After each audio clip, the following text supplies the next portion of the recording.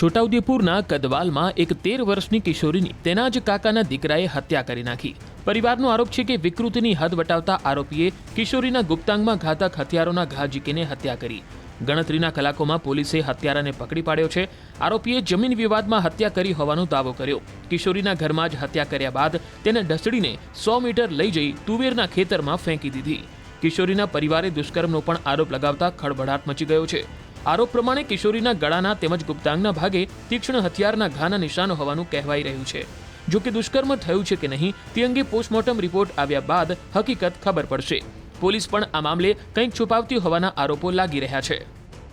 अंदर खाटला में गुदड़ा में खा कर पी अंदर घर में थी कपड़ा वगैरह आम ठहरे न आम कोतड़ी में बोर नीचे नाखी दे दी थी। मारा मम्मी पप्पा खेतर में गया था। मारी बेन खावानुं डिश में काढ़ी तो एटलामां मारो काकानो पोतानो भाई एटले मने एवुं ना करे एने शुं खबर पड़े एटले ए मोबाइल जोती थी एटले एने आवीने पकड़ी लीधी।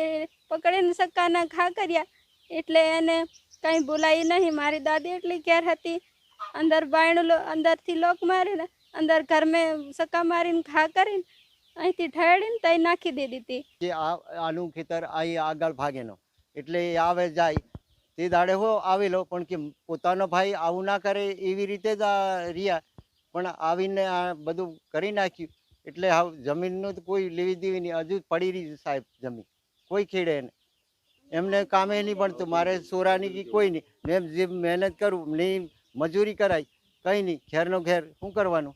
મારે 2 છોકરીઓ હતી એને જિંદગીની સજા ફાંસીનો હુકમ આલવાનો સાહેબ અહીં મારે નજરે જોઈએ નહીં। જે સ્થળ પર એના મમ્મી જે જોયું જે આપણે ચપ્પાના ઘા મારેલા હતા અને ગળામાં પણ એ હતું અને એવી જગ્યાએ જે ઘા કર્યા છે જે પેશાબની જગ્યા પર પણ એ લોકોએ આવી રીતે મતલબ ઘા માર્યા છે। કપડાં વગરની છોકરી હતી, એક પગે કપડાં હતા એક પગે નહોતા એ હાલતમાં છોકરી પડેલી હતી। મારા મેતર એ છે કે જમીનનું હોય પ્રશ્ન તો એની છોકરી જોડે શું હોય। 8મા ધોરણમાં ભણતી છોકરી હતી બરાબર તો જે કંઈ હોય એના પપ્પા જોડે હોય બરાબર કે એના પપ્પાને મતલબ એ જમીન વિશે પપ્પા વધુ જાણતા હોય તો છોકરીનો આ કરવામાં અમને એવું લાગે છે કે ખરેખર આ જે કંઈ કર્યું છે એને રેપ પણ કર્યો છે અને જે છપ્પા એ પ્રમાણે માર્યા છે તો એ ઉલ્લેખ હજુ સુધી કરવામાં આવ્યો નથી। આરોપીની ધરપકડ કરવામાં આવેલી છે। આગામી મરણ જનાર સગીર વયની દીકરીનું પેનલ ડૉક્ટર શ્રી દ્વારા પીએમ કરવામાં આવેલ છે। પીએમ નોટ આવવાની બાકી છે। હત્યાનું કારણ પારિવારિક જમીનનો વિવાદ જણાવેલ છે। લાશ ઉપર જોતા ઉપરના ભાગે જે ટોપ પહેરેલો તે લોહીથી ખડાયેલું હતું। લેગીસનો એક સાઈડનો ભાગ ઉતરેલો જણાયેલો હતો। આરોપી દ્વારા એક કબૂલાત કરવામાં આવે છે।